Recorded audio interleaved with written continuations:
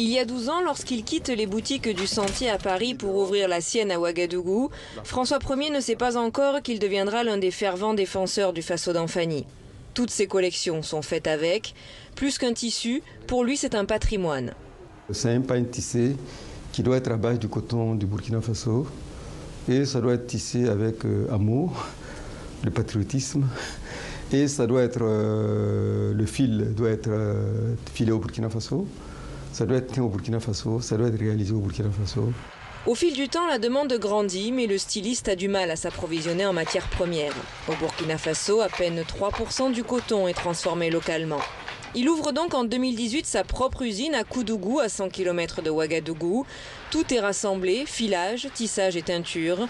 Objectif, faire du Faso d'Anfani un tissu compétitif sur les marchés internationaux. Le Faso d'Anfani, aujourd'hui, si nous ne l'organisons pas, si on n'essaie pas d'aller vers les petites industries, dans une organisation, aller vers la qualité, aller vers un travail avec une traçabilité, avoir une communication, l'imposer, personne n'en voudra. Organiser cette industrie avant que d'autres ne le fassent, c'est ce qui a poussé le gouvernement à lancer en mai dernier le label Faso d'Anfani afin de le protéger des contrefaçons. Ce label n'est pas encore effectif. Pour François Ier, il faut s'assurer qu'il protégera également les tisserandes traditionnelles de Faso d'Anfani. Mais si on met des critères de grammage, les critères de tissage, les critères d'organisation, les critères dans la peinture, et si on met ça, je pense que ces femmes-là seront exclues parce qu'elles ne pourront pas avoir les moyens structurés pour pouvoir avoir le label.